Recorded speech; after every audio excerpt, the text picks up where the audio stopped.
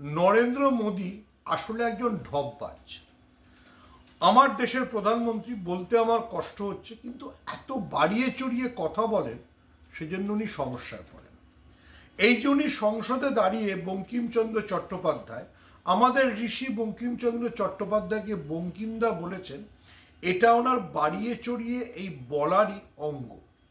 উনি ভেবেছেন যে বঙ্কিমচন্দ্রকে উনি কত ভালো চেনেন, কত ঘনিষ্ঠ, ওনার সাথে চা খেতেন আর কি, চায় পে চর্চায় এসে, সেটা বোঝাতে উনি বঙ্কিম দা বলে দেবেন।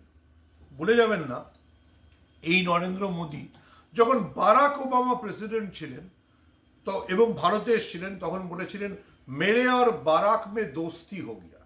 তারপর বারাক ওবামার আত্মজীবনীতে নরেন্দ্র মোদী সম্পর্কে কি কি বলেছিলেন সেটা আমরা কেউ ভুলিনি। এটাই নরেন্দ্র মোদীর অভ্যেস, বাড়িয়ে চড়িয়ে কথা বলা। পারলে রবীন্দ্রনাথকেও রবিদা বলে ডাকবেন আর কি, যেন উনি রবীন্দ্রনাথের ছোট ভাই ছিলেন। এই যে বললাম, উনি একটু যাকে আমাদের গৌরকিশোর ঘোষের সেই বিখ্যাত লেখার মতো মানে গুল দেওয়ার ওনার অভ্যেস।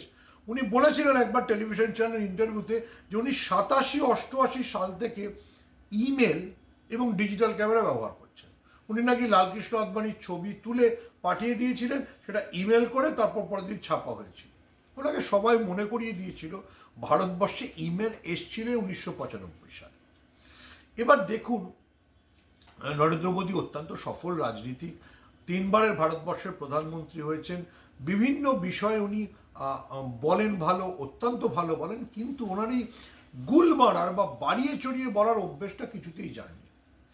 আগে উনি বলতেন আপ কি বার ট্রাম্প সরকার, তারপর ট্রাম্প এমন গুঁতো দিয়েছে, আসিফ মুনিরকে ডেকে লাঞ্চ খাইয়েছে, যে এখন আরএসএস এর পত্রিকায় ছাপা হয় যে সিআইএ নাকি ওনাকে খুন করতে চাইছে। তাহলে ভাই, যে তোমার বন্ধু ছিল সে তোমার খুন করতে কেন চাইবে? এটা কি বকরা না তোলাবাজি নিয়ে সমস্যা হয়েছে? ওনার বাড়িয়ে চড়িয়ে এই বলার অভ্যেসটা একেবারে যায়নি। যেই ওনাকে পার্লামেন্টে দাঁড়িয়ে অন্যরা বলেছে এই দাদা বলা যাবে না, অমনি মাস্টার দা সূর্য সেন থেকে আবার দা কেটে দিয়েছে, মানে মাস্টার সূর্য সেন। বললাম না, মানে গুল মারার, বাড়িয়ে বলার কোনো মানে ওনার নেই, মানে কোনো বিরতি নেই, এবং এ বিষয়ে উনি বলেই যান। একবার বলেছিলেন বাংলাদেশ যুদ্ধের সময় নাকি উনি সত্যাগ্রহ করে জেল খেটেছিলেন, কোনো জেলে কোথাও খুঁজে ওনার নাম পাওয়া যায়। এটা ওনার অভ্যেস, এটা আমরা এটা বুঝি, কিন্তু বাঙালিকে এটা দিয়ে বোকা বানাতে গেলে তো মুশকিল। বাঙালি কিন্তু অত্যন্ত বুদ্ধিমান জাতি। যে জাতি এতগুলো নোবেল পুরস্কার দিয়েছে, যে জাতি এতটা শিক্ষায় মানে অর্থনৈতিক ভাবনা চিন্তা এতটা উন্নত, তাদেরকে এরকম গুল দিলে বাঙালি শুনে নেবে?